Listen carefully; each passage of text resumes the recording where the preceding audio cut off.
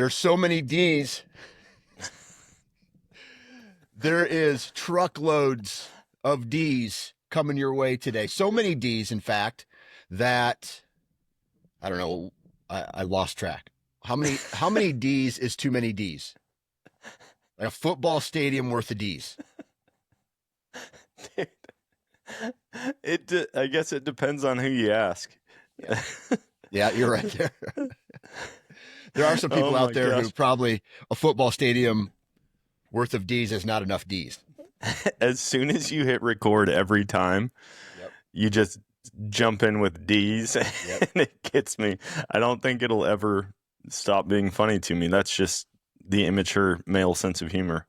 Well, have you seen like there is an episode or it's a skit on Key and Peele. Have you ever seen Key and Peele? Oh yeah. Yeah. So like the whole premise of the skit is that the guy says the same joke all about like these nuts on your chin. And so like they're in a business meeting and he can literally not stop saying it. And it's like did you get the reports? Yeah, these reports like these reports are right on your chin along with these nuts. It's just like saying all this shit and then his wife or his best friend comes in and is like, "Hey, dude, you might want to sit down." And he's like, "Yeah, sit down on these nuts." And so, but he's going into like, "Yeah, we just got a phone call, dude. Your mom is in the hospital. She only has moments to live. She was in a bad car accident." And he's like crying, but he's still saying the joke. He's like, "The hospital's got these nuts on their chin." It's just like he can't stop. He can't stop saying it. Oh god, I laugh Dude, at it's that the shit. best sense of humor when Yeah. you just overdo something to the Oh yeah. point where it's no longer funny to anyone else Yep. except for you. Yeah. I feel like everybody's got those friends that learn a new word or a new like funny catchphrase or something, and then they just overuse it, and then it becomes like we're making fun of them because they're not using it right, Yep. or they are and they just continue to think it's funny and it's not funny, but the humor comes from them thinking that it's still funny. Yes. Okay. So, do your kids ever like say the word skibbity toilet? This might be a perfect example. No, I actually we just ran into this 2 days ago because Okay. we were at Walmart and there was Skibbity Toilet. They sell like games or Yes. things, and I go, "Do you guys ever say this?" The only thing my daughter says, "Bruh," like, "Oh, bruh," Oh yeah. and I'm like, "Oh, okay, where are we going with this?" But she discovered that McDonald's can also be called Mickey D's, and she thinks that's the coolest thing ever. Oh, that's Every time been around for a while. Mickey I know, D's. but in her mind, it's brand new. Yeah. So she's like, "Dad, I want to go to Mickey D's. That means McDonald's." And I'm like, "Okay, listen, I've known this longer than you've been alive." That's funny that she says it, but then also she tries to explain to you what it is with you already knowing what it is. Yeah. Like, oh yeah, I'm an old guy. Don't know Yep. what Mickey D's means. Yeah. The new Now, lingo though, I can't follow it at all.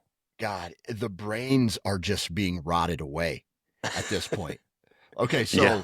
my like here is literally my oldest son's vocabulary. My daughter a little bit, not as much. She's kind of grown out of that phase. My youngest son laughs at everything, but oh, dude, that's skibbity toilet, and I'm like, what? What? Like, so I use the word dude a lot. I say dude a lot. My buddy Lance Lisk, he has used the word dude so many times that in high school football, the coach looks at him and goes, "The next time you say dude, you have to run to the fence." And he's just like, "Dude." And so he's got to run. Like it almost like the coach was trying to break him from saying dude. Anyway. Yeah. So something that is bad, cool, or badass, depending on the context. I looked it up. Skibbity toilet. And so why can't you just say, dude, that's badass or that's cool? Why do you like today kids are trying so hard to create new words to use so that they're the person who starts the trend. It's ridiculous. I want to know who actually starts this. Like, how does it really take off? You know what I mean? It's got to be a YouTuber or a famous Instagram person or I don't know, a movie that they've watched, because they all popped up out of nowhere. Exactly. And it drives me nuts. Yeah. And the other one that my son uses all the time is Johnny. The name Johnny. He's just like, you're being a Johnny. Johnny. And like he'll start to tell a story that makes no sense. And he'll just end it when no one's laughing at him. He'll just end it with Skibbity Toilet Johnny. And like my youngest son laughs his ass off at it. I don't laugh at it because I think like, dude, are you handicapped? That's what it sounds like when you talk. And I'll tell him that. He's like, no, it's Dad, because he found out the other week that he was digging through one of my yearbooks and I got voted best sense of humor and class clown in my graduating class. Okay. And so he's like, he saw that. Now he's trying to be what I am. He's trying to be the class clown. He's trying to do this stuff. And I'm just like, dude, you can't force it. You have to be natural with it. And he forces everything. And that is what's funny, is that he forces it. And I'm laughing at him, not at the jokes that he's making up. I love that your son is striving to get that in his yearbook. Like, if I want anything in my yearbook. Right. I haven't looked at my yearbook. Dude, I don't even know. I don't even know if I have my yearbook. I'm sure my mom has it somewhere, but I'm pretty sure that I got voted least likely to go anywhere in life. Really? Or, sorry. Yeah, least likely to, like, basically do anything important. And it's funny because now, not that I think it's like a huge accomplishment, but like we have a ton of followers. My wife and I do. And I get hit up from people from high school who never talk to me. And they're like, dude, love your content, man. Like, this is awesome. Yeah. But I just had no ambition. I was like, man, I'm gonna disc golf and cliff jump. Like, that's what I'm gonna do. I don't care about my grades. I don't care about anything else. Like, I'm gonna do that stuff and then go hunt. Yeah. Yeah. It's funny how, like, I was pretty much a dirtball up until I was 30, 31 years old, like right around the time I got married. And I had no vision. I had no sense of anything. And I just was like, I was just existing. I didn't have any drive or to accomplish anything. Yeah. And so it was really weird now having something like that happen to me, where I've built a business in certain ways and kind of a revenue stream for myself through podcasting and owning a network. And so it's just really weird to have people go, dude, I love what you do, who maybe used to make fun of me back in the day, or like, dude, you're a douchebag. And I'm sure there's people, oh, by the way, dude, we got a comment about on the 2Ds podcast. Okay. And you want to know what the comment was? I want to know it. He's like, dude, I love the podcast. It's hilarious. I have a new, like basically guys who say words wrong. And I guess I say the word exactly with an X, or no, especially with an X, and it should be especially. Yeah. And so I say especially, and he's like, I think guys who use the word, say especially with an X are douchebags. And I'm like, hey, dude, that's me. And then we've got a good laugh out of it. So one of our listeners thinks I'm a douchebag, or I have douchebag traits. Yeah, one of your co-hosts thinks that you're a douchebag. There you go. I'm just kidding. Yeah. Oh, man. Dude, that's funny. There's people who say words wrong all the time, and I love it. Yeah. Because they just say it with confidence. Like one of my really good buddies, he can't say ruin. He says roin. Roin? Like if he's saying ruin, it comes out roin, and I'm like, what did you just say? You're And going he's to like, yeah, ruin like I that? roined it. He's like, I roined it. And I'm like, no, no, no. You ruined it? And so then he has to intentionally say ruin. And I'm like, or my wife, she enunciates the T in button. I'm like, oh yeah, I got to button up my shirt. She's like, you have to button up your shirt? And I'm Okay. like, no, you got to button it up. And she's like, button. Button. And apparently she got corrected by an English teacher at some point, and so now it's always button. Button. Oh no, my Okay. button broke on this. And I'm like, it's weird that you're saying it like that. Do you make fun of her when she says that? Oh, every time. Yes. That's a Yeah, I good can't help husband. myself. I'm like, so then I just think of other words, like, oh yeah, one of the kids was hitting something. And she's like, shut up. That's funny. Now, here are so I was in college and I used the word irregardless, right? Which is not a word. And this chick in front of everybody, it was almost like the party stopped. And I was like, irregardless, I'm going to the bar later. And it was right at the change of a song. The party went quiet, and she's just like, irregardless isn't a word, dumbass. And it like shook me to my core. And so now I never use irregardless anymore, right? Because it's not a word. Regardless, I'm going to the bar, right? And so Yeah. anyway, she made fun of me so hard it changed my behavior. And Dude, I love when it worked. one comment can just shift the way Your entire that you talk. personality. Yes. But there's a lot of words like that. Like people growing up, it was like, oh, I've got to unthaw the meat, like to cook it later. And it's like, no, unthaw means freezing it. You have to thaw it. And I'm like, what? Shut up. Okay, English major. Like, zip it. Nobody cares. You know what I meant. Yeah. And then there's the people on both ends, right? So like there's groups of people out there who, if you corrected me for a word I would say, would make fun of you. And then there's also, if you corrected me, people would make fun of me also, like they would support you. So there's two types of people in this world. There are the people who correct you for saying the wrong words, and then the people who make fun of you for saying the incorrect word. So the people who correct it are way worse. Yeah, they're like, I can't stand those people. Like, do you know what I meant? Yeah. Okay, then shut up. Yeah. Like, did anybody not get what I'm saying? Yeah. Yep. Like, but I'll make fun of somebody for sure. Yeah. Those are versions of douchebags. Like, actually, it's pronounced, I'm just like, God, what a nerd. Get out of here, nerd. No one wants to hang out with you, nerd. Do your friends have like know-it-all kids? Or, I mean, your kids have know-it-all friends?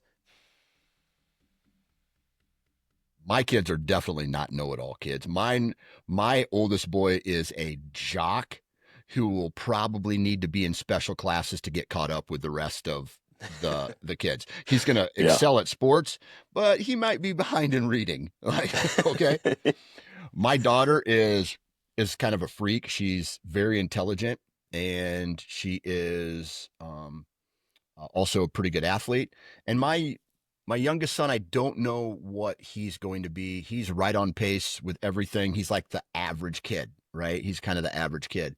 But there are kids in our neighborhood. There are kids that might know who they correct them all the time. It's like, no, actually, no, or I do this, or they make up shit. Even worse, they make up shit that's not true, and just to almost try to pull an "I got you" move on my kids or on another group of kids, where they'll come in and, well, actually, this is happening. And then my favorite thing to do, which is horrible, but is to correct them and actually look it up on a phone and prove to them that they're wrong.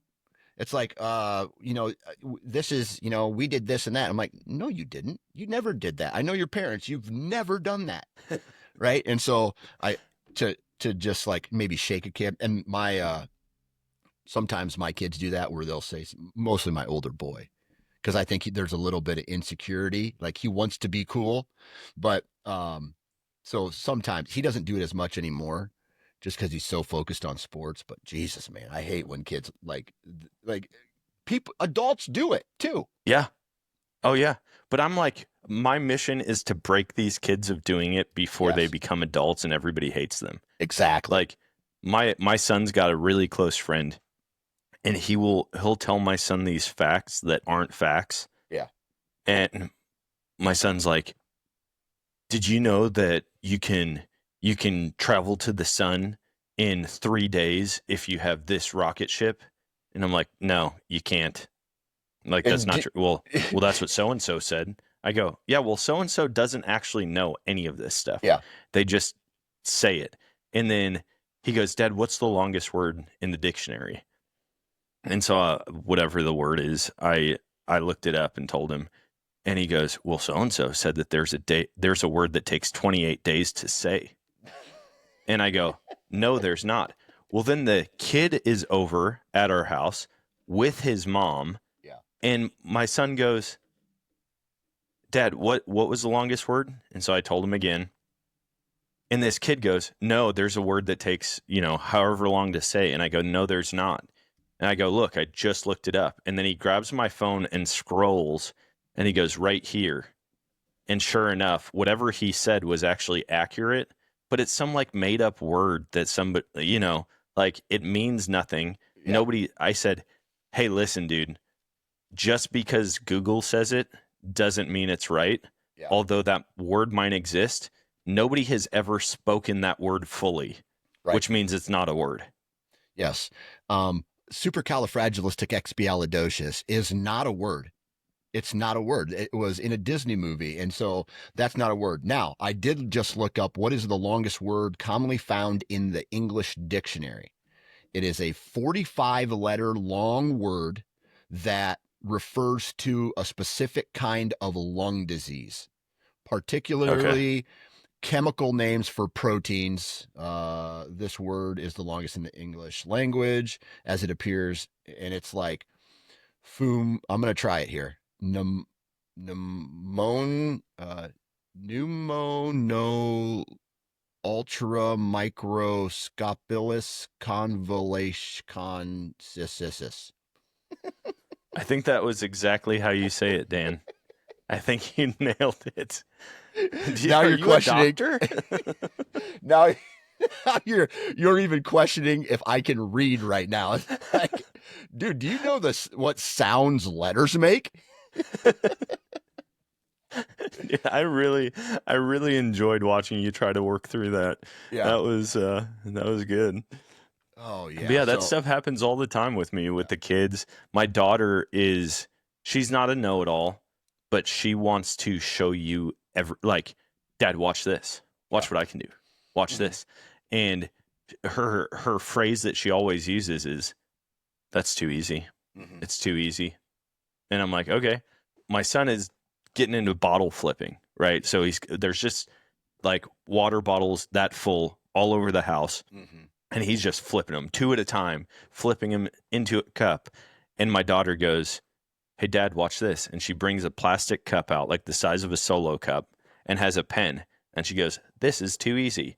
Whew, lets it go. It flies like 5 feet behind her. Mhm. She proceeds to pick it up and flip it like 6 times, never even touches the cup.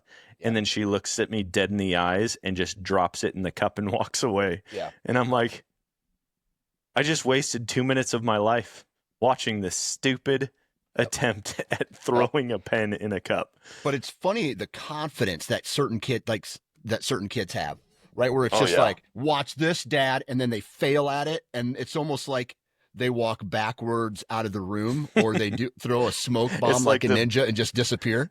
the Homer Simpson, like back into the bushes. Like, I should not have tried that. I wish. Yeah. See, my son is really, really athletic. He's really coordinated. Every activity he Mhm. starts, like, I went and bought him a baseball glove and some baseballs the other day. Yeah. He didn't have one. Never really showed interest in it. But I was like, dude, I haven't I don't even I think I have a baseball glove anymore. And so I bought one. I said, you want to start playing catch? I mean, he's running and he's like, throw it to where I have to run and catch it. And he's catching it very consistently. Yeah. And I'm like, this is his first day ever doing it. Mm. But he's not confident with anything. Yeah. Like he gets real quiet, like he's whiny. And on the other hand, I've got my daughter who is the least coordinated person outside of doing like cheer stuff. She's phenomenal with back handsprings, all kinds of stuff. Outside of that, you can't trust her to walk through the house without hurting herself. She's tripping but she over is like so paper. confident. Yeah, that's the same with this is where I struggle with being a coach / dad. My son, we'll go to the batting cage and we'll do batting practice, and I'll throw him live balls roughly around the same speed. We'll do the pitching machine, and he'll do really well. The second he steps into the batter's box and he sees a kid throwing hard, it's over for him. Like he's coming out of that a little bit, but I literally am having to teach him to that. I don't know. Like I have literally taught my son, like, if you're going to talk the talk, bud, you got to walk the walk, right? Yeah. You can't, be like, hey, I'm going to hit a dinger. I'm going to hit a dinger and then strike out looking on a ball that's right over the plate, right? Because that makes, number one, it makes you look bad. And then people are going to say, oh, dude, he's just a pussy, right? And I'm like, you can't act like that. You got to go in and have confidence at the plate. You got to have confidence in your abilities. And obviously, the words of a dad are not going to just all of a sudden change this kid's life. They have to figure that shit out for themselves.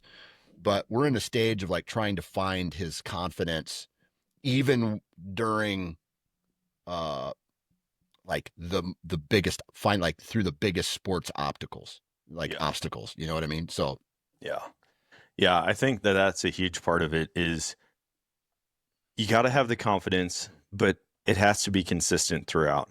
Yeah.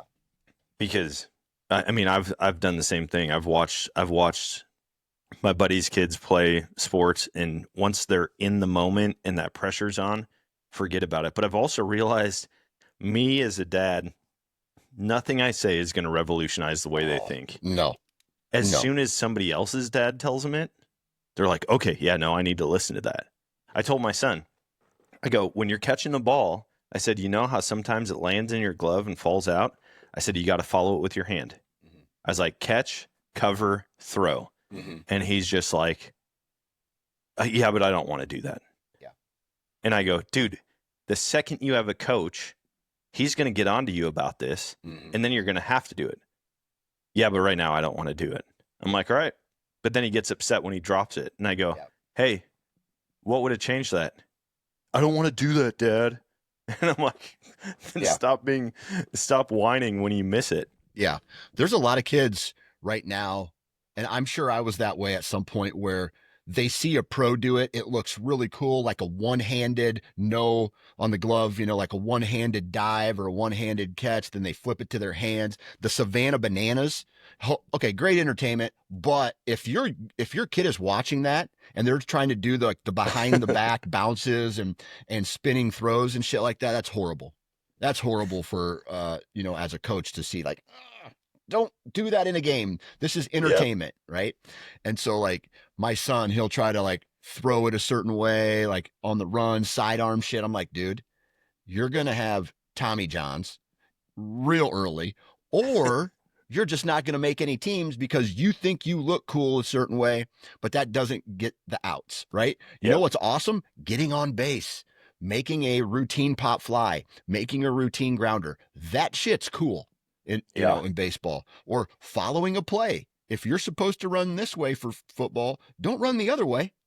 Yep. It's just like, yeah, everyone's trying to be like ESPN highlight reels. Exactly. And exactly. So prime example, my son did it. I said, hey, this time catch it and throw it as fast as you can. Well, he caught it, and he had to spin around to throw it. Yeah. And it was like perfect. And I go, dude, like, how did you just naturally do that on your own? My daughter goes, can I try that? Sure. She catches the ball spins the opposite direction that she should, and then is like off foot, off hand throwing it back to me. Yeah. And it wasn't even close, but she's like, that looked awesome. I want to try it. Just the confidence. The confidence.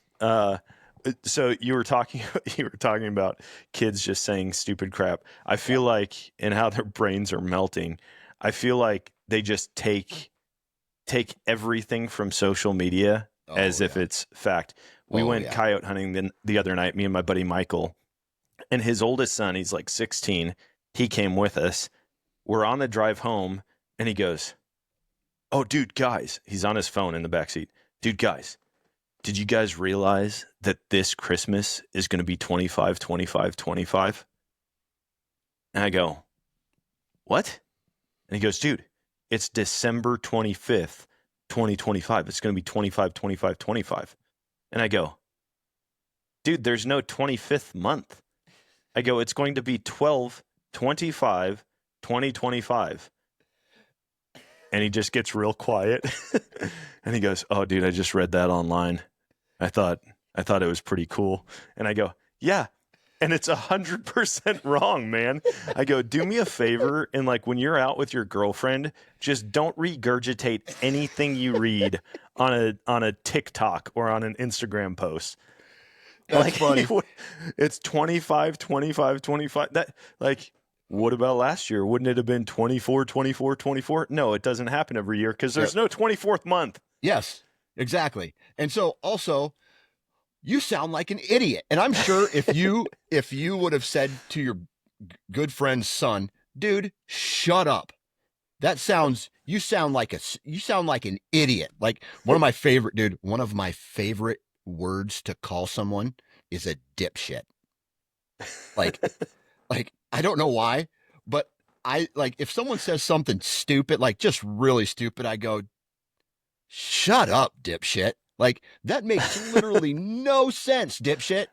And I don't know why. Maybe it's because I was called dipshit when I was younger, but still. And you knew how devastating it was. Just just broken ego. Just had to walk away with my head down. And then your buddy's dad, your buddy who was probably like agreeing with you, right? It's just like, "Oh yeah, you sound like an idiot right now. Just a moron." Love it, dude. Well, that's my thought. Is that kid would have gone and told everybody that, and 80% of his friends would be like, "Oh, dude, that's crazy," or skibbity whatever. I don't know. I don't know dude, what they say. Did you hear? I don't know what cool is. Yeah. Hey, dude.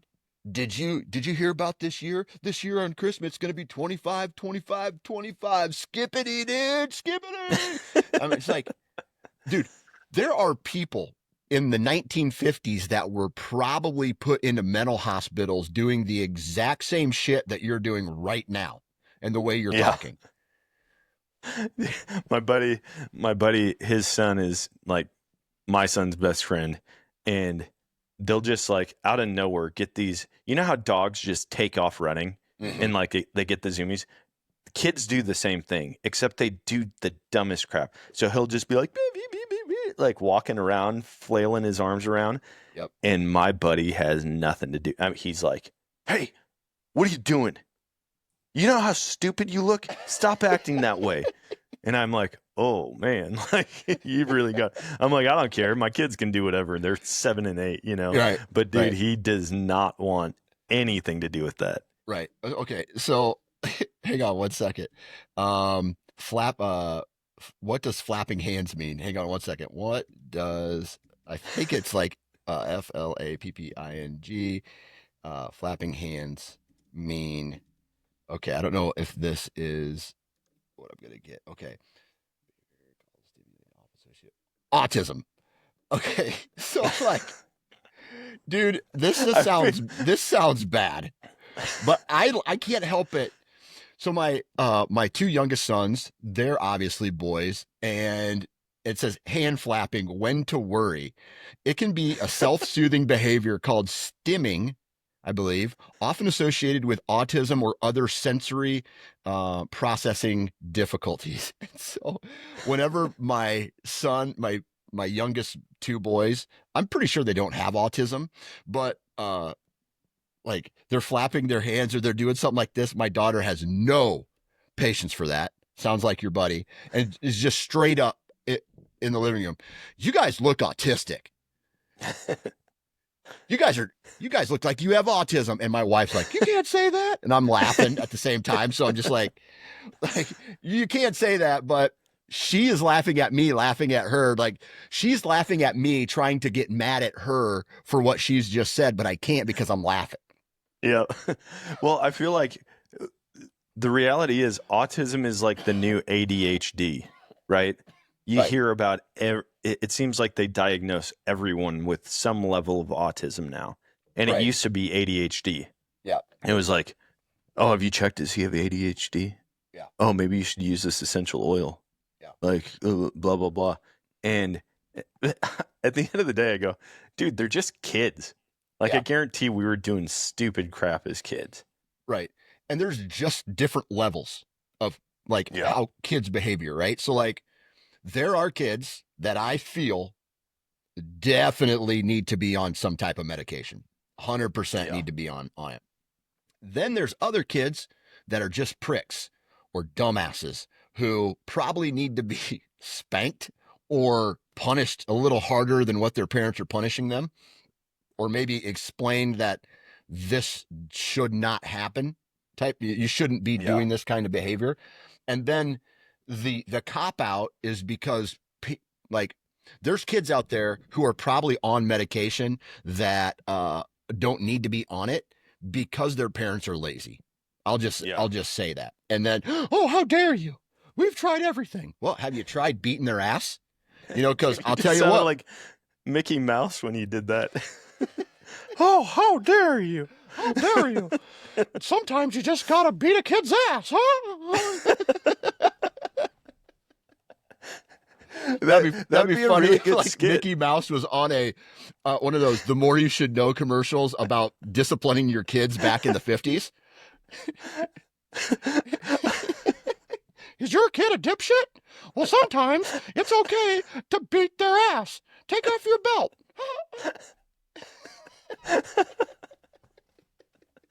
That's so good. I feel like there has to be some type of skit out there about this. Like imagine Shane Gillis doing a short skit about like showing up and it's like, hey man, my kid's got ADHD. I think he might have ADHD. And then the doctor just prescribes like, no, what he actually has is terrible parents. Yeah. Like there's no discipline. Your kid's just he runs everything, you know? And I think that's the bulk of the time. When I see a kid, I hardly ever blame the kid or think that kid's got something wrong. Yeah. I just watch his parents. I'm like, yep, all makes sense. Yeah, 100%. Yeah, it makes a lot of sense now. This all makes sense. Yeah. Right? It makes sense. And so, yeah, that's, I have coached football, baseball, soccer, and there are all types of different versions of kids out there. And I believe I talked about this in a different podcast that I'm on, but like you can look at a kid and you can then go to the parent and you can like, okay. Yeah. Like just exactly what you said. Okay. Like this makes a little bit of sense now. Right. Or why do they behave the way they behave? And for the most part, yeah, there are some bad circumstances where there's like a disability and major disabilities, major mental learning type problems that need medication and things like that. But then you can like if there's a kid that's an idiot, sometimes, and I'm not saying all the time, but sometimes their parents are idiots too. And so it's like, okay. Yep. You connect the dots pretty quick when you see the family tree. Yeah. Exactly. It's and sometimes it's not a family tree, it's a telephone pole type of deal.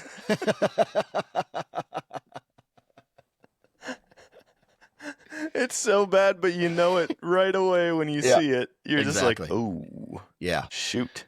Yep. This is not going to go well. You know, and then the phrase, the world needs ditch diggers too, right? Yeah. I'm not against guys who are hard time laborers, man. Because if it wasn't for this uh, network and podcast that I've been doing, man, that's where I'd be. I'd be on a factory line. I'd be on a Oh construction yeah. crew. That's where I would be, right? And so, or in some cubicle doing some mindless dumbass work that AI is probably going to take over in the next, handful of years. So, Dude, AI is one of the sketchiest things to me. mhm. Dude, I don't do any, like, Sam uses Chat GPT for everything. I will not. I'm like, nope, no desire. Yeah, And then they're coming out with such real videos. And yep, all I think about is like my dad or like the older generation just falling for everything. And so everything. now they're coming out with commercials to combat scams Mm-hmm. that are AI based, Yep. because people are actually like sending videos to someone's grandma, and it's like the person, but using AI. It's like, hey, grandma, I really need money for whatever. My Yeah. tire's flat, and I need money. And it's like a straight up FaceTime video of a girl, but she's not the one who took it. Yeah. And then people are sending money, and I'm like, dude, it's wild. I feel like scammers are just eating up AI right now. Man, And I bet you 50% of the phone calls that I get in a day are people trying to scam me. oh yeah. Do you ever mess with them? Yes, of course I do. Of course I do. Especially It's if I, my favorite thing. yes, especially if I have time. Like, goddamn, I was in an airport and I got one of those calls and I was waiting for a flight. So I had like an hour and a half layover and I was just playing the dumbest, stupidest person. Okay, yeah, yeah. Can I help you today? Yeah, yeah. Oh, yeah. You need some money. You need me to. You made a mistake. So the whole scam where they deposit something into your account, like Yep. $3,000 or something like that, but then you have to give them the access code so that they can then pull the money back out. So yeah. Oh, I'm sorry. We accidentally deposited, double of what we said we were. Give us it, and then they go in and they pull everything out. Those Yep. types of deals. And oh man, like sometime I wish I could do the opposite of that and just like have them deposit the money, but then be like, later, dudes. Like, and then just split. So Pull start the money, scamming shut the down the scammers. account. Yeah, exactly. Transfer the money, shut down the account. That would be baller if you could figure that out. I had a buddy who it went on for 3 days, Mm-hmm. him going back and forth with this scammer, and the guy's just like, have you deposited the money yet? Mm-hmm. Whatever. Basically, this guy reached out saying, like, I want to do landscaping for you. It's a huge discount right now because of the season, Mm-hmm. whatever. And he's like, all it's going to take is however much money, and if you just deposit it, like, we'll schedule a time and show up. Mm-hmm. And so my buddy's like, all right, man, just did it, just deposited it. And the guy's like, I haven't seen it come through. And he's like, oh, well, here's the receipt. He found an app that you can create fake receipts. Jesus. So And so everything's out there. he's like, dude, check this out. He's like, this is the number, right? This is the account number that it's going to. And the guy's like, yeah, it hasn't hit yet. He's like, all right, just give it like 10 minutes. And the guy's like, it still hasn't hit. He goes, oh, you know what? I just got an alert on my phone that, it flagged it. So I'm going to contact the bank and make sure it doesn't flag it this time. And the guy's like, all right, great. Yeah. And then we'll get it scheduled, blah, blah, blah. And dude, he just kept on going and going and going. And he showed me, I mean, you had to scroll for like 3 minutes on his phone to see all of the interactions between these two. And he's like, this guy got so furious. He's like threatening to kill me by the end of Yeah. it. Like, I can't believe this. And he's like, hold on, you're the one who's trying to scam me. And Yeah. all I did was waste your time so you couldn't do this to anyone else. And if I could have any special skill, I think it would be IT stuff where I could hack into scammers' accounts and cameras like those guys do online. Oh, dude, that's my favorite was like this guy from India, like because that's where a lot of the scamming things, like the scamming centers, are all out of India. Oh Or yeah. and so I was like, so some guy called me and he's like, hey, we got this opportunity here for you, but obviously this Indian accent. And I was just baiting him in and baiting him in and baiting him in. And he's just like, I would now like for you to give me your card number so we can get this. And I go, okay, I just need a little bit more information. He's like, sir, I have told you everything, blah blah blah blah blah. And then I started just like jabbing at him a little bit, making like, just say, hey, like every time he'd ask me a question, I go, yeah, just give me 1 second here. Hey, you got a girlfriend? Or you got to like, you got this, you're married. Where do you live? Where are you guys based out of? Oh, we are based out of North Carolina. I'm like, oh yeah, I knew I recognized your Southern accent. It's just like stupid. And then, and then he's just like, he's like, you better watch out. It got heated, right? So then he starts threatening me. You'll give me money or I will come to your house. And I'm just like, hey, dude, I've seen videos of you guys driving in India. I'm not worried about you coming over here. Right. And he's so mad. And he ended up threatening my family on this phone call. And I said, that's a bad idea, buddy. That's a bad idea to do that. And so I was just like, if I ever come to your shithole country, I am going to find you. Right. And then I started talking like Liam Neeson I have a in particular Taken. set of skills. And he's like, I dare you to come find me. I will never I will take your family and bad things will happen to your family. And I'm like, no, they won't, buddy. Good up. And so I ended up calling the cops after that. And I was just like, hey, I can give you the telephone numbers. And the cops, they can't do shit about it. All those numbers are fake. They get calls like this all the time. I said, I wouldn't have called unless the guy didn't, if the guy didn't threaten my family with physical harm. And he's like, yeah, still, we can't do anything about it. So, yep. Yeah, there's nothing they can do. Yeah. And that's why I love these guys who are lifelong hackers that go and take matters into their own hands. There's a guy online and he has like the old lady voice down so well. Yeah. I don't know if you've seen his stuff, but some of it. Oh, he'll be like, he basically takes their money. Yeah. And they're like, we said to click on the other button. And he's like, well, I tried to click on that button. I thought you said the blue one. And they're just like, you stupid. You stupid. It's so good. Your Pakistani / Indian accent's pretty damn good, dude. Hey, thanks, man. It's almost as good as your Mickey Mouse. You dumb bitch. Why'd you hit the wrong button, you dumb bitch? Oh my gosh. Yeah, I've seen those. I've seen one guy, he actually hacks into their camera system. Yes, those are my favorite. And then he's like shutting them down, like shutting different things down. Yep. And he's just like, oh yeah, no, your name isn't Mary. Yeah. It is whatever. And he goes, and you said you're in San Diego? What's the weather like in San Diego? And he goes, nope, don't type it in. Yep. Just tell me. Yeah. And they're like, sir, I am not typing it in. And he's like, no, you are. I can see. And you're also playing Pac-Man on your side screen. And this is where you're located, right across from here. You know what? Why don't I just have the authorities come over? Yeah. And they're just like freaking out. My favorite is when the guy gets on the video, he cleans them out, and the guy, so this scammer, I guess what he does is every time he gets a call like this, he'll record it, right? Through his computer, and then he'll record the audio from the phone call, and then he somehow, I'm not sure how he does it, hacks into their system through his computer. Right? Yeah. And now these are the most dangerous people in the world, if you ask me. If you can hack in and shut something down in India, you're really damn good at what you do. And so this guy is so mad by the end of it.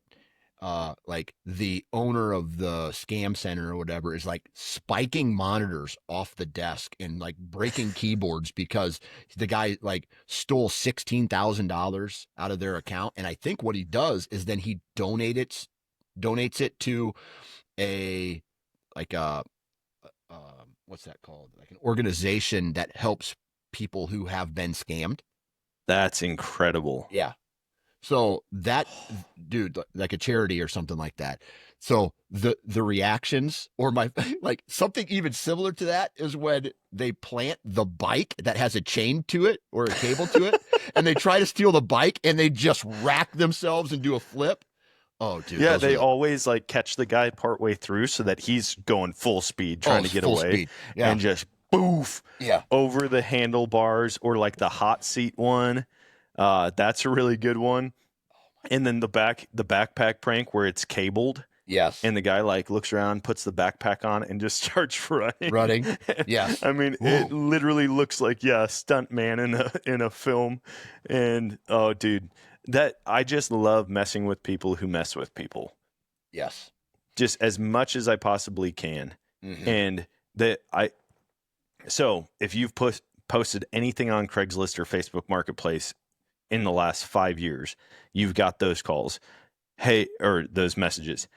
Hey man, so I don't live locally. I'll pay you $100 more than your asking price if you can send it down here. Yeah. I just need your PayPal, whatever. Yeah. And it's like, okay, yeah, that sounds good. Mm-hmm. What's the address? Oh, I live in Orlando, Florida. You know what, dude? I'm actually heading to Orlando for work tomorrow. I'll just bring it down and meet you. Yeah. Oh, well, no, I won't be here tomorrow. I'll just be back here next week. I actually head to Texas. And I'm like, oh, what part of Texas? Sweet. I'm actually heading there for work right after Orlando. And I'll just do that over and over. And people get so annoyed. And I just pretend like, oh, yeah. Yeah. I'll wherever you need me to be, dude. Dude, I travel every day for work. For a Yeah. $5 knickknack or some shit like that. Yeah. But it's the same thing over and over and over. And I warn my dad all the time. I'm like, hey, listen, if someone's willing to pay more than what you're offering, it's not because it's a really good item. It's because they're going to scam you. Well, how could they do that? Oh, they can. They can, buddy. And you'd rather not learn Yeah. and just be told than actually learn the hard way. Yeah. If you have to call someone to ask them how to log on to Facebook, you probably shouldn't be on Facebook. You just continue to get your newspaper delivered every day, and that can be your entertainment. Exactly. What was I going to say? I had something I wanted to bring up, but I have a question. Okay. All right. And it kind of goes back to something you said earlier about being the first to do something. Yeah. Okay. So I'm going to give an example that I want you to think about what would be cool. If you could go back in time and watch something happen for the first time, for example, dunking basketballs probably didn't used to be cool at some point, but somebody did it for the first time. Like, I wish I could go back in time and check out things like the first quote unquote home run or the first dunk in a game. What would you love to go back and see the first of? I would say it would probably be something really dangerous, like the first summit of a rock face or a mountain. Like, dude, this was the first time it's ever been done. Yeah, this guy was the first one on top of Everest. Or like Orville and Wilbur Wright, their first flight. Yeah. Like, that would be pretty wild to see. Like, moments this is in where, history. Yeah, this is where it all started. Yeah. I think history. I think the first fire would be pretty cool. Oh, the first man-made fire or man discovering fire for the first time? Yeah. Discovering fire. And like, I mean, they all probably got burnt to crap. Oh, shit. Like, oh, what? But I'm like, even that, how do you just stumble upon making fire? You know what I mean? I feel like there had to be some type of intelligent inspiration. Right. That like, hey, this is possible. So, because you don't just, I mean, you can know how to make a fire. Yeah. And still really, really struggle. So how do they figure out, oh, I just keep doing this over and over and over. Yeah. And then once that happens, I have to blow on it. Like, they don't know it needs oxygen. They don't know any of that crap. So I don't know. I think some of that stuff, like the first major inventions and things like that. Yeah, that would be so. I'm guessing a couple Neanderthals are sitting around in a cave. Lightning strikes, lights a tree on fire. They're like blown away by what's just happened. They go to investigate. They put their hands up close to it, and it's warm. And they're like, "Holy shit! I want fire next to me." And so then they quickly realize that they can't touch it because it burns them. So they have to find a way to transport it or make it themselves. Or maybe maybe they're climbing up a cliff and the rocks come down and start sparking, like certain types of rocks or some shit like that, like flint or whatever. And so now imagine the first quote unquote time the human race ever cooked meat on using fire. Oh, that man. shit would be a good experience to go watch. Yeah, that would be what it's the first time they've discovered flavor. Exactly. And they're like, oh my Holy gosh. shit, you gotta be kidding me. Yeah. This is insane. But like, you think about all the firsts and how many people had to have died before discovering, oh, this is possible. Yeah. Like, think about parachuting or wingsuiting or bungee jumping. Like, I think this is going to work. I'm pretty sure. Yeah. And then it doesn't. And the next guy's like, all right, I'm going to make some changes. Like, how many people does it go through? And even with like wild plants, they had to figure out what to eat and what not to. And some of that stuff will kill you. Exactly. I'm glad we live when we do. Right. The other types of things I would want to go back and see the first of. Oh gosh. Is a group of buddies hanging out in like maybe the 50s, I'm guessing, or 60s. Let's say me or you're hanging out and you do something and I go, dude, that's gay. And like, so the first time anybody ever used the word gay to insult a friend, right? And then that friend didn't know how to handle it because he's like, I'm offended, but that was also hilarious. Right. So it's like, moments like that where you're ribbing your friends, like when did making fun of your own friends start? Like that would have been something cool to see. That would be awesome, to where all of a sudden the first joke. Yes. Where it's like, this is funny now. A setup joke. The first setup joke. Yeah, the first setup joke. Because I'm assuming before that, it was like chuckling when someone got hurt. But then like when you actually plan it and you make fun of someone and you actually get laughter as a response, like that would be awesome. Yeah. What if we could just go back to the first time someone said skibbity toilet? Yeah. And just beat them. Beat them down. Just beat. Right. This is not going to be a thing, just so you know. That would be crazy. Like, if you could alter the English language just by like going and stopping one person, right? Yeah. So going back, like the first time anybody laughed at somebody else farting, right? So like obviously animals fart all the time. Monkeys fart. Yep. I've heard deer fart in the woods. Like humans fart, and then people laugh at that shit. So the first time any human farted, and then another, maybe even the first time a guy laughed at his own fart. Like, what about that the first would be hilarious. Fart? The first fart. Ooh. I think you're going back to pre-human. People are like looking behind them like, what was that? You know, they've got their club ready thinking something's sneaking up on them, and it was their own fart. Yeah. That would be interesting. Now, if you could go back and change time, like if have you watched the Marvel movies at all? Like, have you ever seen Loki? Yep. Okay, you've seen.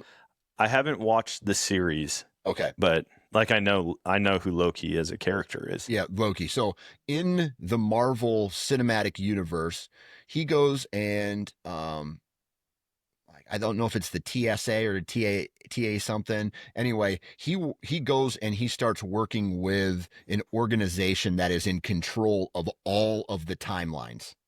All right. So they Yep. have the ability to travel back and forth through time and different realities and stuff. And then they what they call trim, like timelines that don't happen so that things go back to normal. Anyway, Yeah.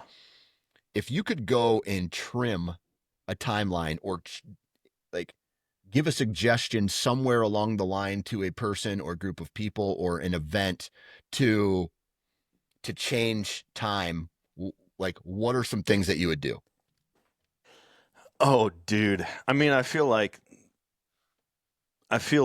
the obvious answer or the one that 99% of people would give is Hitler. Yeah. Like stop him.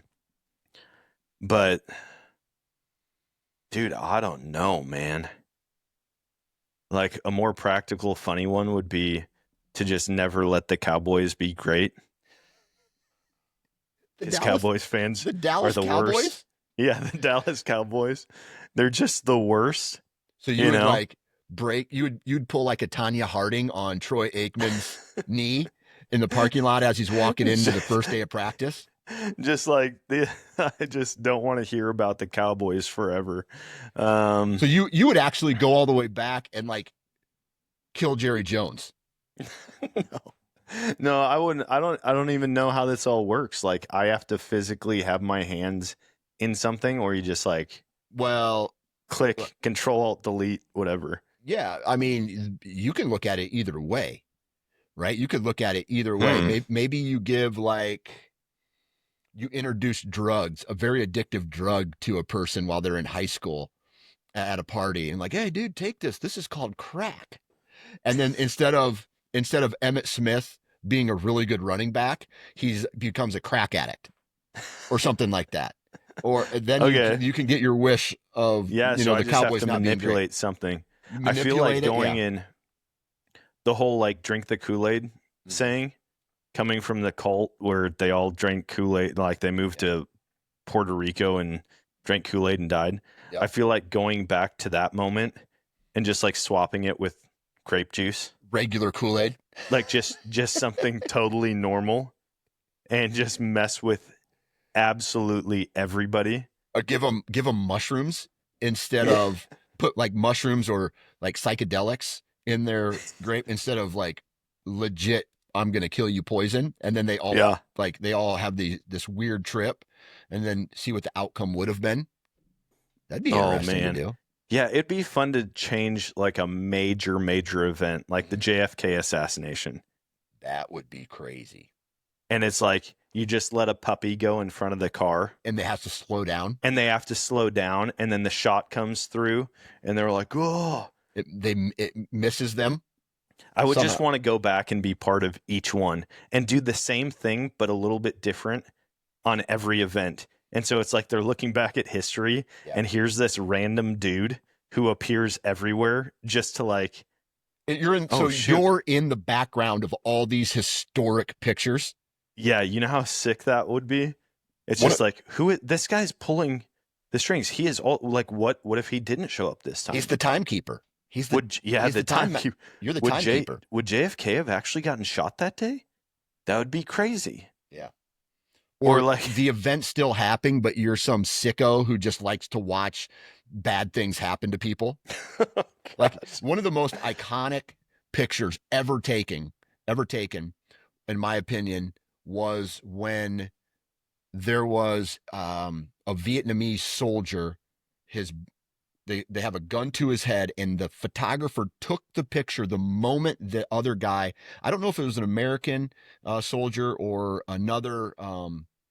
Like a South Vietnamese or Cambodian military or something Yeah. that was on the American side, blows his brains out right there. The picture is taken as the bullet's in his head, right? And so Jeez. it's like this huge iconic photo taken from the Vietnam War era. Yeah. And so there's you in the background of that picture, just like with a bucket of popcorn or some crazy shit. Like just watching all like there's pictures of you at the pyramids, the discovery of the pyramids. There's pictures of you on the Titanic with like a life vest on. So you're safe. You're going to be safe, but you're watching all this chaos ensue. That would be so much fun, and just to find creative ways to alter everything. Mm-hmm. But then it's like, how much worse would it have been had it not gone the way it did? Yeah. You know, like the whole butterfly effect type of thing. That movie's like, crazy, by the way. It's Have you seen the wild butterfly it effect? Is so wild. Yeah. Yeah. And but like, I think about that. It's like, man, what if I was in Hawaii and I organized a hot air balloon festival when Pearl Harbor was happening? Oh, yeah. And it's like, they show up and they can't see anything. There's 1,000 hot air balloons covering the airstrip. And they're just like, oh, shoot, we can't do this now. But that is very creative way of thinking. So they can't see the ships because of all the hot air balloons. Innocent people are still going to die because there are bullets flying everywhere. And but eventually, it's like maybe we just take out all of the fighters right out of the gate. Yeah. But then what happens? It was a failed attempt. Then do we invade Japan? Yeah. You know what I mean? Like, changing anything could just alter. Yeah. So what you're saying, history. What you're saying is if we stop Pearl Harbor and we save American lives, then America goes in to invade Japan, which there is another gigantic part of war that didn't happen other than like all of the bombs we dropped on them. So more American soldiers would actually have died as a result of them not bombing Pearl Harbor, and then more casualties on the Japanese side as well. Interesting. Yeah. I mean, if you think about it, like, wars will always happen. Mm-hmm. So it would just be fought a little bit differently. Right. And, or it's like 9/11 obviously is a big one. Like, what if I just got me and a couple buddies where I convinced people to get on the plane, and then as we're about to take off, you start screaming. Like, so I gotta go back. Yeah. So then the plane never even takes off. And it's like, oh, wait a minute. Or it's delayed. So the first one hits, the second one never comes in and hits. Yeah. Yeah. So, I mean, based on conspiracy, the plane could have totally missed and the tower would have collapsed anyways. Imagine that. That shit's crazy. The plane because then hit. You can't justify going to war. Yep. You can't, you know what I mean? Mm-hmm. It's like, then or the desert storm not happen? The buildings still fall because of the timed explosions that some guys say that they heard, right? Yeah. And so the buildings come down, but the planes maybe went by and didn't hit. And now or maybe even this, first plane hits, tower goes down, second plane misses, tower still goes down, but there was no plane crash to make it go down. And so now what this does is it exposes some kind of like secret political society. And America then is affected as an entire country where there's a rebellion against our government and potentially a second like civil war that breaks out. Like you could twist anything to anything at that point. Or it's like, in that case, you just call in a bomb threat. Yeah. To the trade centers. Yes. Hey, and everybody these has are going to blow the up. building. So then everybody leaves. The towers still fall. The plane may crash into them, whatever. The towers still fall. But now all of those people are saved. And firefighters aren't losing their lives trying to rescue. Yeah, you pull the fire alarm. Yeah, and everybody comes out. Or you go in and you start a smaller fire on one of the top floors. Yep. The buildings still get hit, but no one dies because of it. Yeah. Other than the people except for all the people in the plane. Yeah. But yeah, I mean, I feel like you could find some pretty creative ways, but then there's just casualties some other way. Exactly. Or it's like maybe they wait a week and now it's a more organized attack and it was no longer September 11th, it was September 20th. Yeah. Like, do you remember September 20th where you were on September 20th? And it's like, wait, what? No, I stopped that. No, Yeah. you delayed it. You Yeah. delayed it. Yeah. Still happened, but just later on. Yeah. That's crazy. Or so if it did affect the future, it's not like, okay, let's say I go back and kill Hitler. All right. Yeah. Then I come back. Hitler, the World War II doesn't happen. Or, well, maybe it would have happened, but Germany wouldn't have had the psychopath running and killing all those people, whatever the case is. So, Yeah. so you come back though, and there is like a completely different reality than what you know. Like certain guys didn't die, so then they start doing something, and like the snowball effect that happens when you know 20,000 American soldiers or whatever the case was, probably more than that. Russians, Germans don't die. All these people still live, and who knows the population of the earth, you come back and it's like 20 billion people on the planet instead of Yeah. just 8 billion or 9 million or whatever the case is, or some crazy shit. I don't know. Or maybe you fail and then you come back and they like you fail at trying to kill Hitler. And what that results in is a stronger security threat around him, and he gets the opportunity then to make a decision that changes the tide of the war, and you come back to reality, your reality, and the United States is actually German controlled. Jeez. Dude, that's the type of stuff, man, that like you think you're helping Yeah. and it might not be. Yeah. Maybe the way it played out was the best possible Right. as far as long-term world uh gosh, I don't know. Maybe you expose Fauci Yeah. before the COVID deal ever hits or the Wuhan lab gets shut down. Um, maybe you offer Rosa Parks your seat on the bus. Like, no, it's all right. You can sit Yeah. here. Yeah. That's Yeah, I crazy. mean, like, there's so many things, like big and small, that Mm-hmm. could have just completely changed how Yeah. things were. And some of them may have no effect at all. Yeah. Now it's Imagine. just somebody else's name that you remember. Yeah. Imagine. Did your mom and dad go to the same high school? Yes. They did. Okay. All right. I'm trying to think of a scenario where you go back in time and you a simple shoulder bump at like a movie theater or delays someone for meeting somebody for 30 seconds. That's it. You have a 30-second reaction with them, or maybe it's less than that. Bump them. Oh, excuse me, I'm sorry. Oh, that's all right. And then that's it. That's the Yeah. only interaction. But what that does is it prevents them from meeting uh another person that actually they get together with to have the child, and then that child is never born. So like, I don't Jeez. know. Dude, it would be like Benjamin the Franklin was Thanos finger never born. snap. I know. Yeah. Thanos' finger And all snap. of a sudden, a whole, like, I mean, all of those people would just be gone, just like that. Yeah. And it would be totally new people, but those new people aren't going to be in their place. They're not going to make all the same decisions. Mm-hmm. And so, yeah, that's just like a one thing after the next. What if you went back and you helped Jeff Bezos?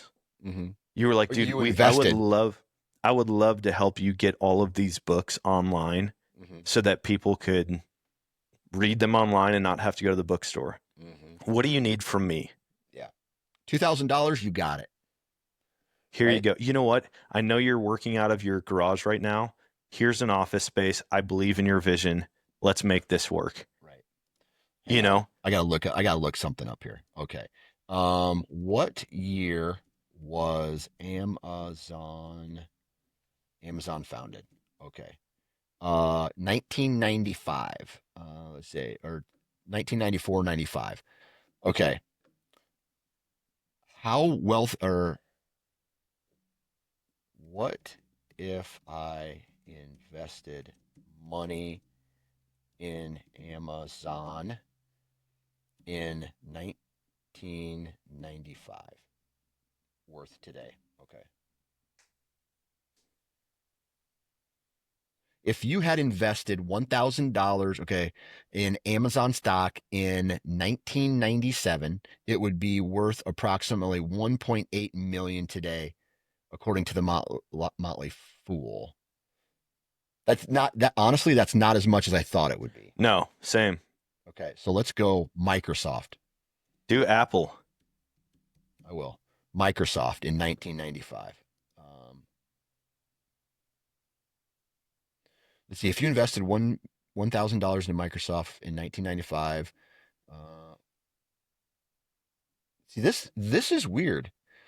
$1,000 in Microsoft stock on 2024, it would be approximately 53,000 today. But I don't think that takes into consideration the amount of times that stock actually split in that time, right? Yeah. So based on the closing price on August 23, today's value 10 shares. That's just going stock value to stock value Exactly. currently. Exactly. Not looking at a bunch of other stuff. See, I saw something that it was talking about the iPhones, and they said if you were to invest the amount of money in every model of iPhone that you just paid to buy the iPhone, Yeah. it would be worth, tens of millions of dollars now. Yeah. Yeah. And it's like, yeah, hey, that first model iPhone, a couple $100, you put that in stocks in Apple. And then, when the iPhone 14 came out, you're putting $1,000 or $1,500 or whatever. And it talked about how much money you would actually have in Yes. stocks with Apple right now. Yeah. Yeah. So Apple is the highest so far. It says $1,000 investment in 1995 would likely be over $2 million today. I mean, dude, that's a big That's a jump. 2,000% growth. Yeah. Do you know what's Like, crazy? Do you remember when $1 million used to be the number? It's just like, yeah. dude, if I have $1 million, here's what I'm going to do. And you plan out your life. That like back in the 90s Yeah. or something when we would talk about that. The Yeah. bad part is that $1 million today is only $50,000 for 20 years, I believe. Yeah.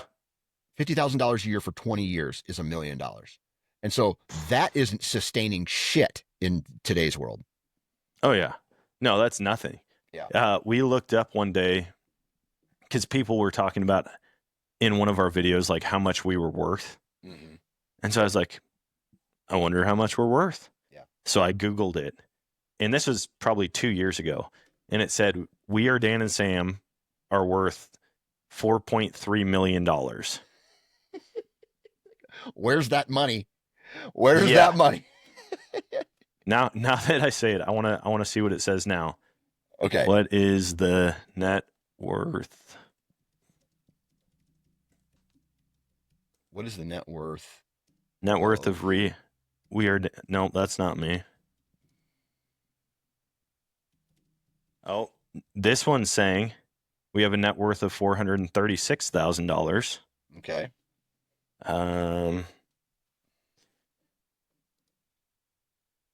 Net worth of $4 million.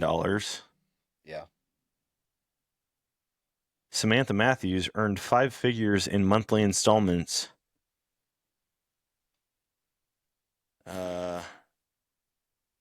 Have you Anyways, have you mind I googled that. What is the net worth of Dan Johnson of the Sportsman's Empire? And it just came back. Who is Dan Johnson? Yep. oh, that's awesome. Oh, that douchebag question mark? No, the like googling those net worth is funny because sometimes like what is the net worth of like your favorite musician or like a rapper Yeah. that you use and maybe they're not popular anymore. It's like $200,000. It's like that they had this illustrious career and that's all they have left according to what you googled. Now, things like that. I don't know. Dude, the amount of money that people blow on ridiculous things, even though they have no idea if their career is going to continue, Mm-hmm. Mm-hmm. and they just go bankrupt immediately. Right. I'm just like, oh, I mean, Don't get me wrong. If I won the lottery, it would be hard not to just spend a ton of A money ton of on money. Yeah. absolutely useless crap that's Mhm. going to lose its value. I just can't imagine going from that high to that low, where it's like, I think it's within 3 years, most people go bankrupt after winning the lottery. Yeah. That's bananas to me. Yeah. You would need a very big, substantial. I mean, there's one guy who won 100 million, and I think in 3 years he was back to working at a tire shop. Gosh. Imagine that, right? No, And I'm so good. If I won $100 million, I'm I ghosting. mean, I I'm would, ghosting. oh yeah. Yeah, I am for sure. Just, it'd be, hey, I'm going to invest a ton of money Yep. and just live off the interest. Yep. You could live so comfortably. I mean, better than 99% of the people. Yep. You could live better than that just Mm-hmm. off of interest of that kind of money. I don't buy lottery tickets a lot, but when it hit $1 billion a couple of years ago, Yeah. I was all in. Yeah. I told my wife, I go, you realize with $1 billion, you could buy $1 million house in every single state and still have $950 million. Yeah. Like, that's stupid money. Yeah. Like what did I look at here? Okay, let's just say let's do this. Let's go calculator and let's go $1 billion. This is how big $1 billion is. Okay, $1 billion divided by 50 years, right?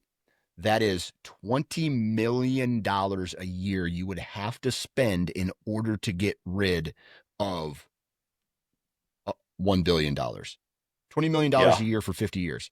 And that's where some of these dudes, like the generational wealth, once you hit a certain number, it's almost impossible to go broke unless the stock, like you hear the term recession proof. Like Yeah. people are so rich that it doesn't even matter what happens in the world, they're going to be okay. Unless it's Yep. like war that takes over and someone kills them and takes all of their wealth. Dude, until AI just wipes everyone's Yeah. account clean. Yep, Like, exactly. now there's actual threats of this could all change in 1 second. Yep, Who keeps paper ledgers anymore? exactly. Exactly. And so, like, now imagine this. There comes a point where you are so wealthy, the only thing that you can buy is that you can't buy becomes the integrity of another person. Yep. And I swear to God, there is a price for integrity Oh, without a doubt. for almost anybody, Yep. right? It's like this is crazy, but like they're saying that because there's no documentation of it, that I don't know if it's the Saudi Arabian family that owns all the oil fields, like they're making hundreds of millions of dollars a day, right? Yep. So they're saying they could potentially be worth $1 trillion, right? Or a trillion of whatever Saudi Arabia is. Now, that number is so big, like spending would be pointless Yeah. anymore. You probably don't, you just walk into a place and you just take what you want, and Yep. somehow that person is going to be paid, right? It's just $1 trillion for like a family or a group of people, right? That blows my mind, that Yeah. kind of number, and that someone has wealth so big that nothing matters anymore. You just can do or say whatever you want to whoever you want. You could look the president of the United States in the eye and just be like, "Hey, listen, you can go to hell, dude. You're a piece of shit," right? You can do that. Dude, I mean, expand that math a little bit. When you just said $50 million or $20 million a year for the next 50 years. That's $1 billion. Yes. So 20 million a year for the next 50,000 years Exactly. is $1 trillion. So 50,000 years. your bloodline, imagine making so much money that your bloodline has changed, right? Oh, yeah. Your bloodline, no matter how big it gets, is taken care of. You would have to have some extremely poor money management to tank all that. Yep. I'm sure there's people do, right? And so, like, But like, you can't. $1 trillion. You can't well, just not a trillion. blow $1 Yeah, trillion. I'm even talking about a billion. Oh, yeah. Yeah. $1 billion is like, you can't wrap your mind around it. Yeah. But then you have what's the family? The Rothschilds. Yeah, Have you something like. looked? Have you looked up? They're the wealthiest family in the world, and at one point it said they owned like 90% of the world's economy. What? Have you not dove into the Rothschilds? It says here some estimates suggest the family's net worth is between 400 billion, okay, and 1 trillion cumulative. Potentially. This is AI talking. But okay, so they have never been on the top lists of wealthiest people. Yeah. And dude, you want to do a deep dive into any type of what's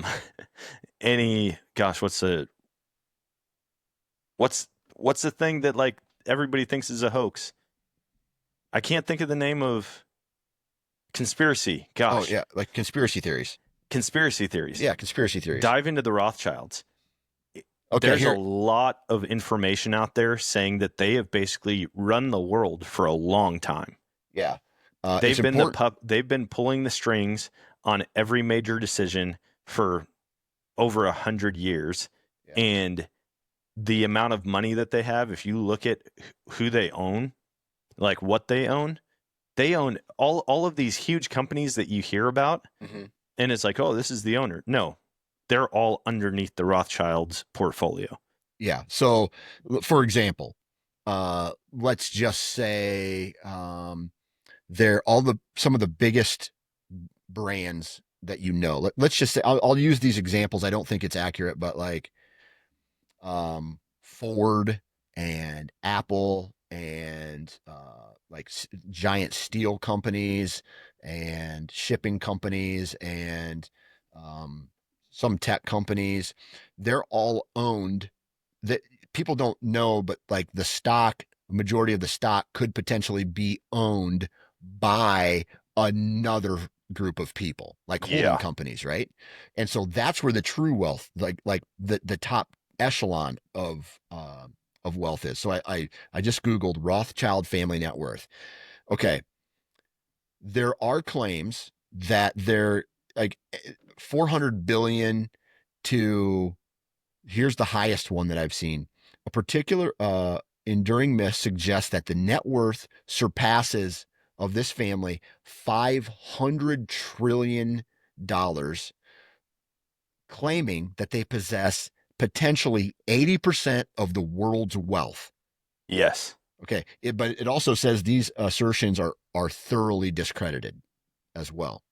So that's the conspiracy theory type of things. But I would not be surprised if there was a group of people running everything that they don't have social media accounts. They don't have, like, they have a group of people that work for them that, like, people just kind of disappear. You know what I mean? Well, nobody knows who these are, but they're so wealthy that they're so wealthy that they probably cannot even be in the social eye. They have to live under the radar.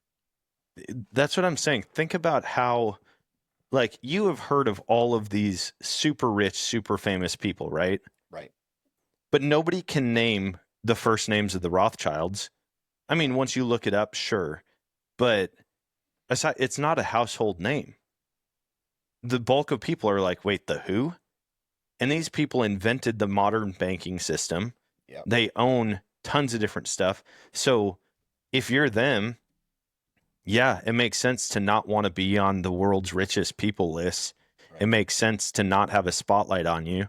And the conspiracy theory behind the Rothschilds goes way, way back. I mean, they were in power in the 1700s. Right. Like, they have been a wealthy family forever. Yeah. And they've run everything. And so that's where I lean more towards the side that they are worth way more than anything you're going to find online. Yeah. Because how would you not know them or what they actually do? Like, those people don't sit in boardrooms. Yeah. They don't go to lunch meetings to acquire new companies. Right. They are just in the shadows all the time, which is way sketchier to me than a Jeff Bezos. Right. Oh, look, this is just a dude. He's like, you know what? I'm going to get a personal trainer and get jacked and have a super hot supermodel as Yeah. my girlfriend and buy a $5 billion yacht. Yeah. But then they're the people who have that kind of money and you've never seen them. You wouldn't be able to tell them from anyone else. I go, yeah, there's something more going on. Yeah. They're the people who manipulate the stocks. They are the people who benefit from the uncertainty of a stock market. Yeah. They probably know what is going to happen before.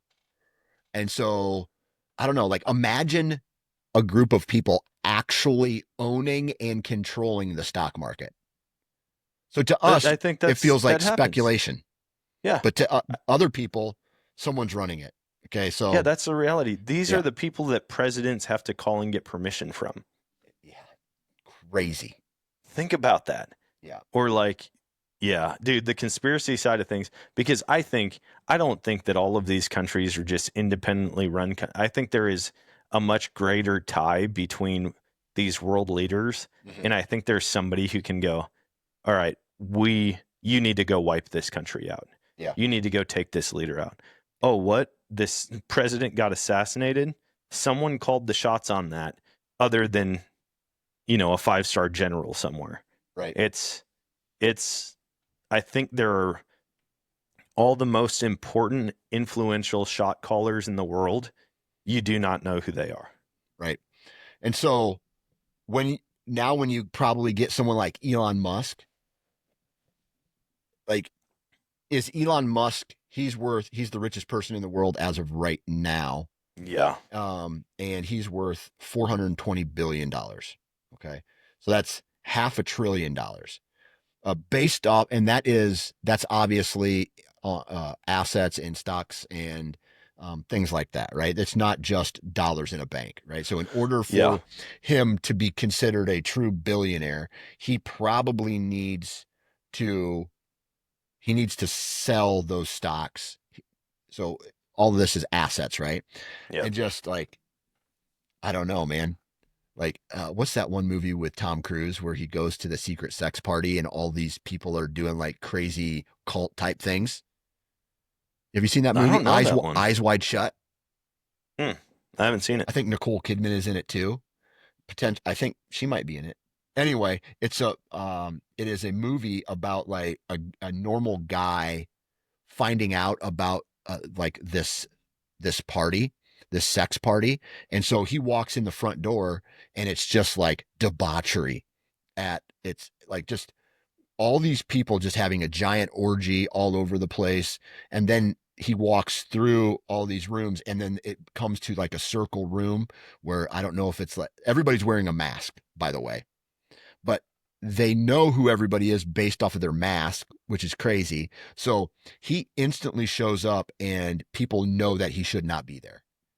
And it just, this whole snowball effect happens where he gets into the inner circle of this. All these prostitutes start dying. It's a weird movie, but it's just like the underbelly, what really is happening with society. It's crazy. Dude, that sounds like Bohemian Grove.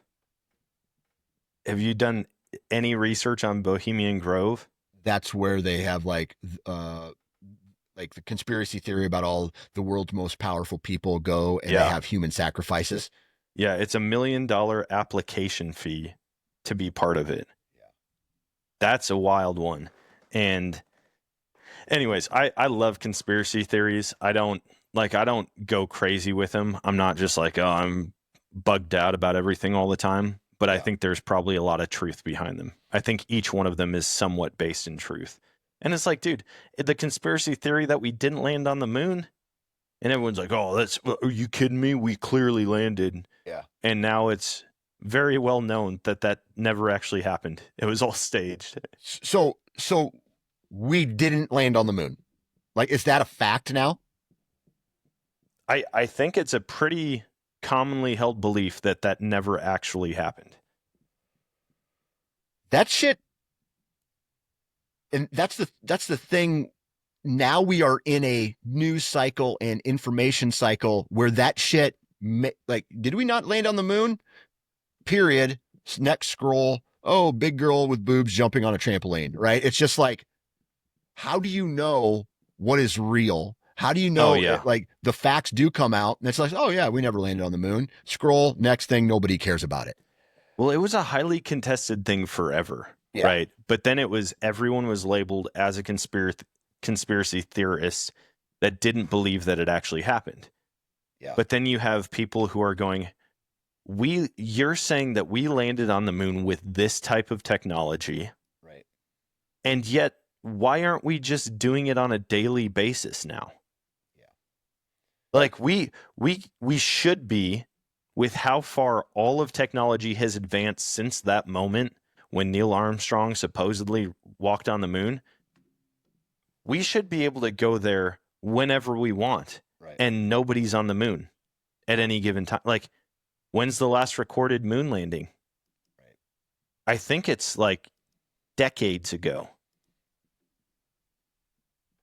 Yeah. Now I got to look this up. We need a Jamie. We need like like how Joe Rogan has Jamie, just tells him to do stuff.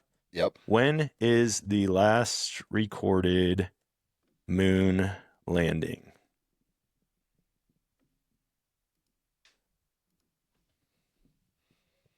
December 7th through 19th, 1972. So obviously there are two things. One, it's staged. Two, there is no reason for us to even go to the moon anymore. Okay, we did it. Awesome.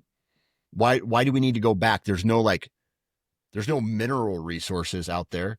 I mean, I can see it being a landing spot for interstellar travel.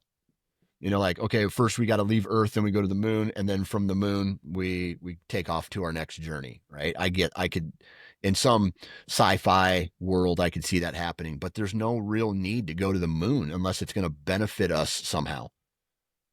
Yeah, but it's human curiosity. Right. It's why we do everything. It's why people keep going to Antarctica. Right. What is there? Are Right. you finding cool things? It's just a giant chunk of ice. Right. But you keep majority, having yeah. Yeah, there's expeditions there all the time. There's bases there where people are staying for long periods of time.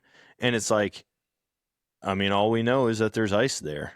Yeah. And so with the moon, just the human curiosity, there would be scientific research missions constantly. Yeah. If we had ever actually landed on the moon. I believe that nobody's ever walked on the moon. Okay. I think maybe we've sent something up there, but I just don't think, I mean, I think technology is overhyped, and it was just, I think every country staged a moon landing because they didn't want to be so far behind everyone else.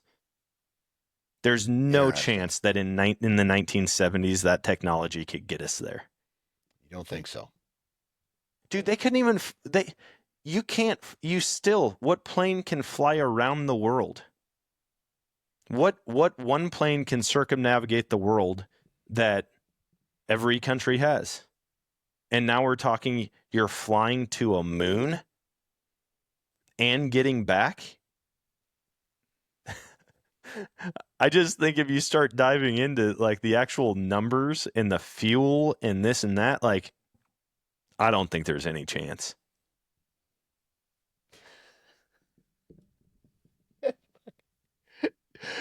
Dude, you are crazy. Like, you think I'm crazy? Do you think we landed on the moon? Do you think we actually walked around on the moon? I think you're crazy from this standpoint that you put a ton of energy and effort into thinking about shit like this throughout a daily basis. Now, I do too. Okay. So maybe I'm crazy too, but I just feel like American history, that is one of the biggest parts of American history, right? It was, Yeah. if that's the case, it was the biggest television show or series or whatever of its time, the Yeah. biggest scam. In today's world, all of the attention is on, oh, did you hear about the Kardashians' new facelift? Like big events like that and human curiosity, nobody gives a shit about Yeah. giant discoveries anymore. Because if they did, they would be pushing to find out what's underneath of the pyramids right now. And we want to know Yeah. right now what it is. Like I want to know right now what's under the pyramids. But the world is the attention of the world is other places now. It's on a phone and it's 30-second clips of some chick or some dude saying something stupid or like yesterday, literally yesterday, my son watched a 5-minute YouTube video of guys trying to throw a frisbee into a basketball hoop. Okay? Like that is what people are watching right now. So it Yeah. is, but it is easily like, okay, well, if everybody's over here, there's other people who are taking advantage of that and they're doing crazy shit over here that no one knows about. Yeah. Yeah, But dude, I just I think don't know. I feel I like the moon, man, that'd be a huge one. dude, I like watching the videos of it and even the first step onto the moon. Yeah. It's like, oh, he's the first one to step on the moon. What about the camera guy who's already on the moon filming him get out of the shuttle? Yeah. Like I just there's no way. Look up today's video of any type of planetary research and you're like try to do like a moon rover video from today. Okay. And somehow the 1970s we had just as clear of videos. Yeah. And they were saying it was streaming real time back to Earth and distributed across the US. Yeah. And I go, that's nonsense. If I go in the wrong dip in the road, I lose cell service. And here we are FaceTiming dudes on the moon in 1972. Yeah. Okay. And it's funny I because you're can like, oh, see. I can you're see. like, oh, dude, you spend a lot of time thinking about this. I don't, but as soon as I start talking about it, all of these things come to mind, and I go, everybody believe that? Like, there's no way. So the thing about this is though, once you start to change your thought process of all of this stuff, then it gets, and we talked about this, last week. It's like, no, I talked about this with a buddy about like how the pyramids were built, right? And if I told you, Dan, I said, hey, Dan, the pyramids were built by 20-foot tall giants, 20, 30-foot tall giants who were able to lift the massive amount of weights and pull and push and stack, right?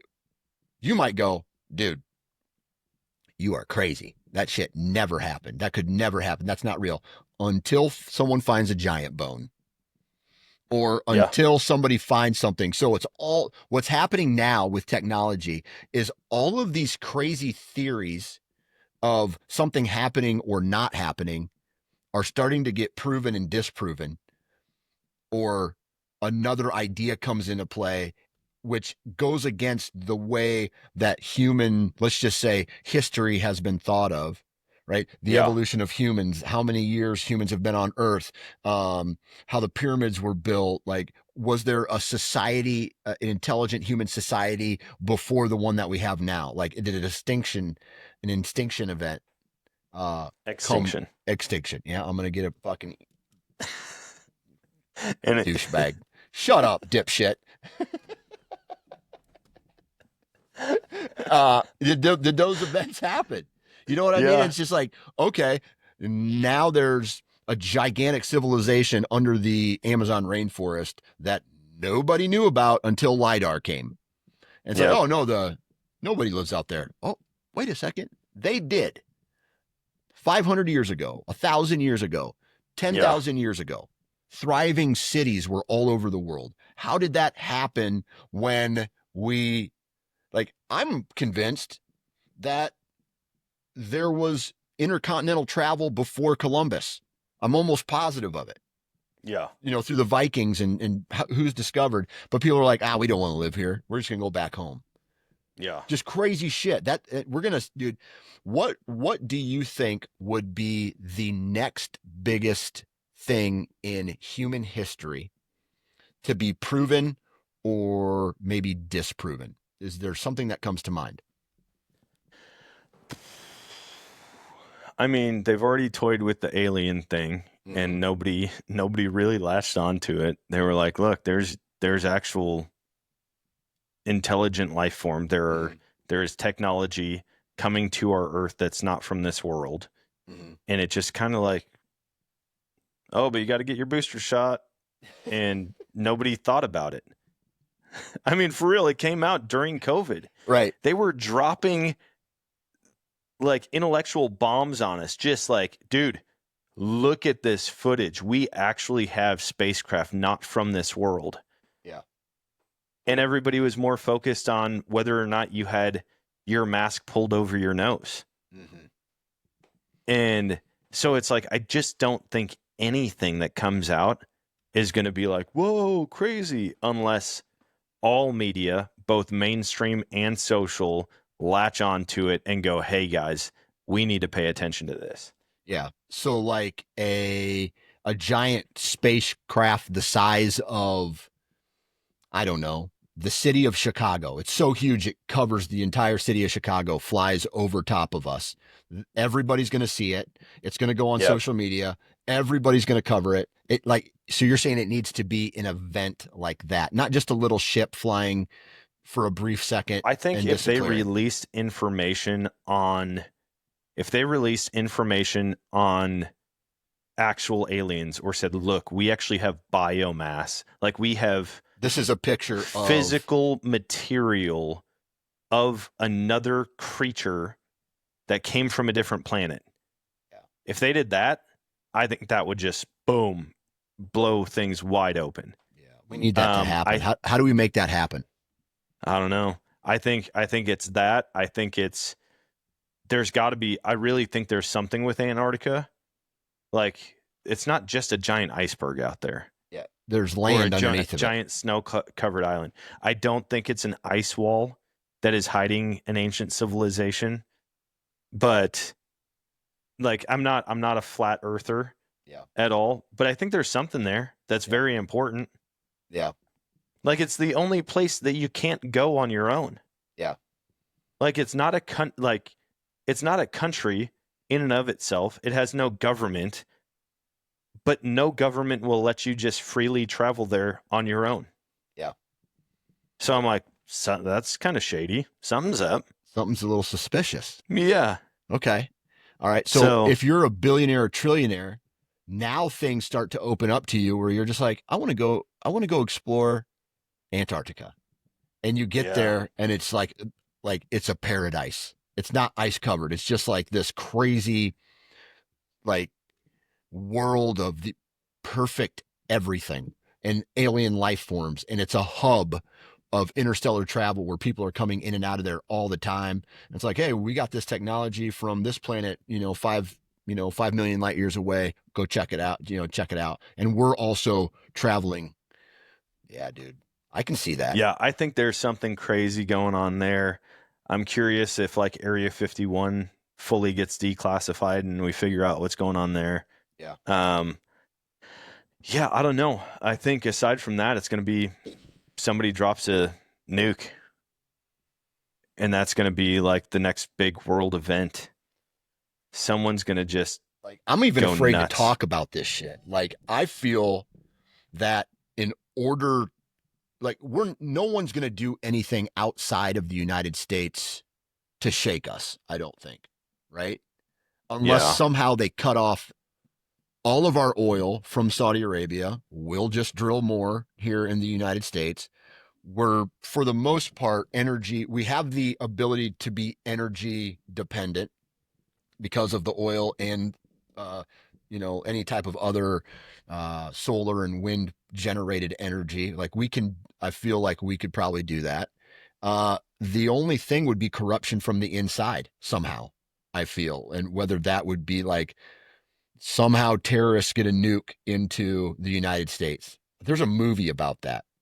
Oh yeah. I think with Nicole Kidman again. There's a lot of movies Yeah. that have to do with that. Yeah. And so 2 nuclear bombs in the United States, um, smuggled in somehow, some way into three of the biggest city centers of the United States with death tolls of millions of people.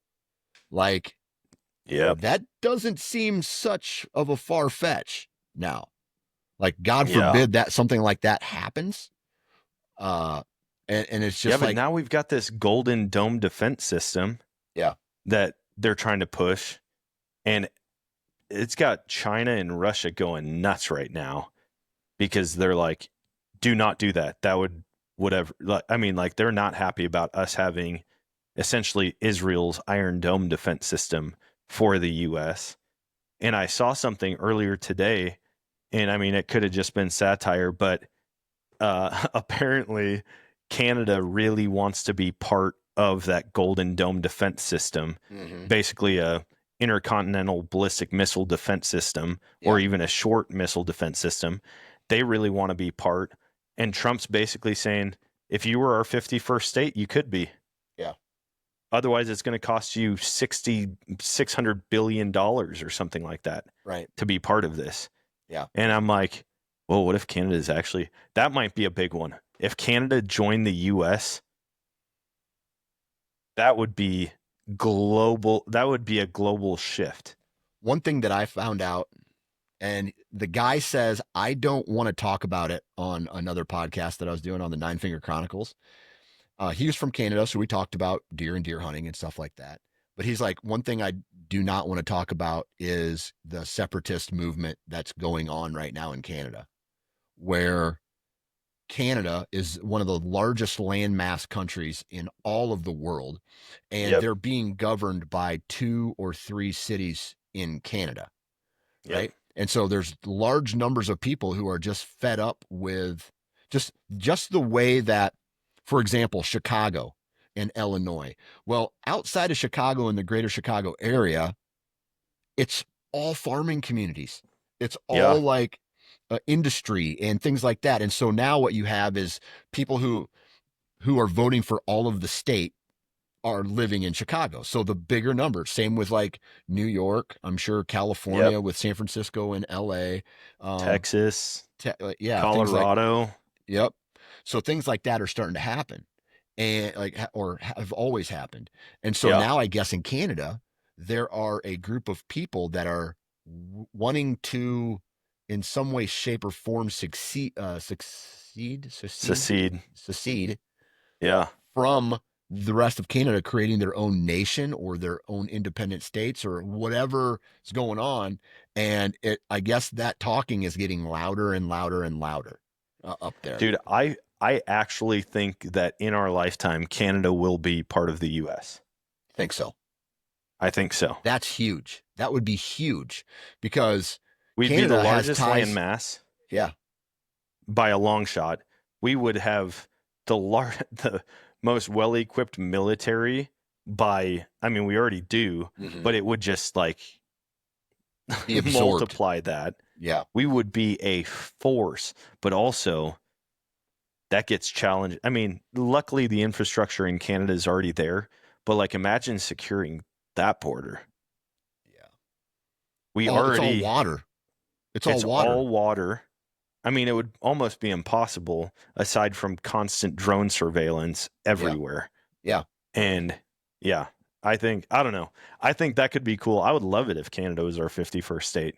I think it would actually be like our 51st through 50 something state because Otherwise, you have Canada as one state. Like Yep, that, that's they've got huge. too much power as a So state. Alberta would be, Saskatchewan Yeah. would be, Western Territories would be. Yeah, all the provinces would be their own states. Yeah. And I don't know. I don't know how it would work, but I think it'd be sick because then we could just travel freely back and forth to Canada. That would be badass. Dude. That'd be Where are we going? We're going to the Northwest Territories for vacation this year. Dude, that would be so sick. 36-hour drive to get there. Dude, it's insane how much of that country is uninhabited. Exactly. And for us, open up some hunting opportunities maybe? Huh? That'd be Dude, badass. hunting, fishing, yeah. Nature. Anyways. Yeah. So I'd be pumped. Dude, that could be badass. This has been a great conversation of us going off our rockers once again. We might have to do some more dumb stuff next episode where we talk about boners and poop. Yeah, right, man. Guys love conspiracy theories. I know. I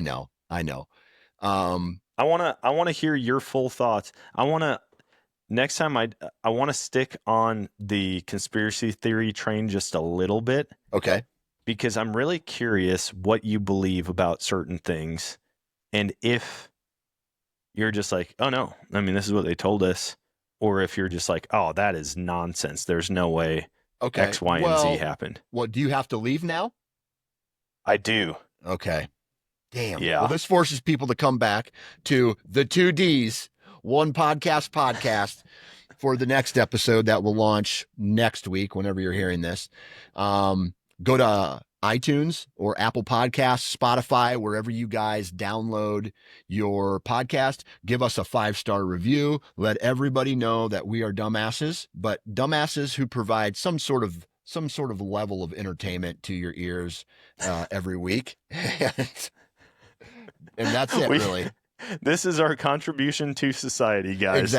Exactly.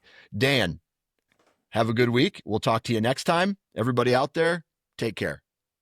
See ya.